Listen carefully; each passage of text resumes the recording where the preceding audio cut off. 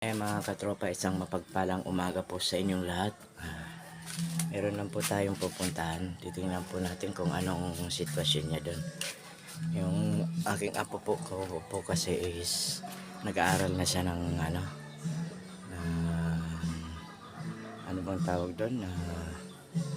Nursery. Diyan lang po sa akin pong sisilipin kung ano pong sitwasyon niya, kung anong ginagawa niya sa edad po kasi na 3 taon, bali running to 4 years na po siya. Atin pong alamin kung ano po ang kanyang ginagawa doon sa loob ng school. Tara mga katropa.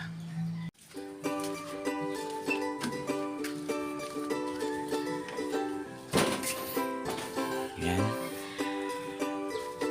Lakad lang naman po, malapit lang yan. Mga katropa, lakad lang tayo. Malapit lang po yun dito sa bahay na. Tingnan natin kung anong kanyang ginagawa, kung anong kanyang kakayanan sa school, mga katropa.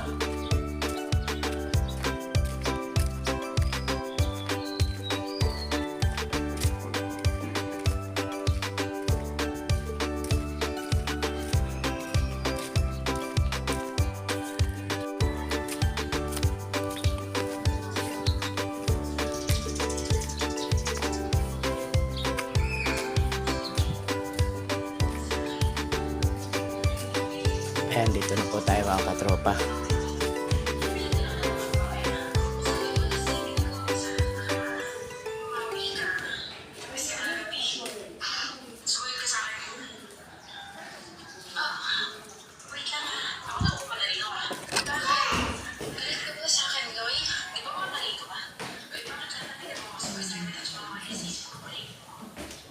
Asan siya? Ay, naglalaro.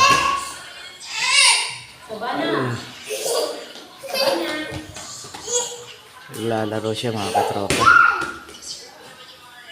Ay, Sab, ano ginagawa mo? Ganyan bang aral? Ha? Ganyan bang aral? May dumi ka. Ganyan ang aral? Oh. May kalaro siya.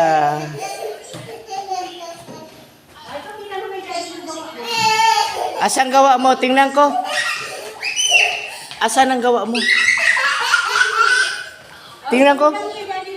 Dali. Tingnan ko yung gawa mo. Dali. Tingnan ko. Dali. Tingnan ko nga. Dali na. Sab, tingnan ko muna.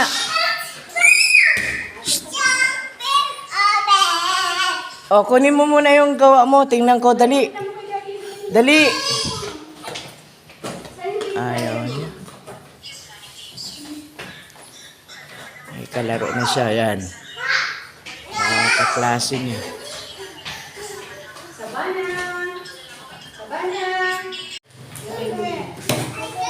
Ito gawa mo. Hindi naman ano yan ha. Oh, buti pa si baby. Oh, maganda gawa. Oh.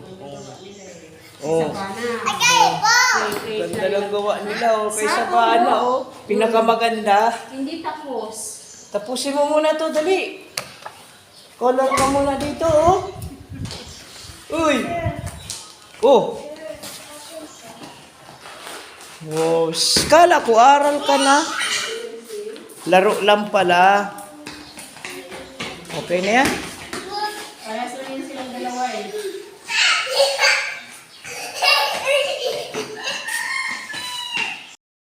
Ayan, mga katropa. Nakita nyo naman kung anong ginagawa ng apo ko. Lalaro lang. Ano pa lang po kasi siya, 3 years old. Kung sa bagay, hindi naman po nagkakalayo dun sa mga kaklase niya. Sige mga katropa.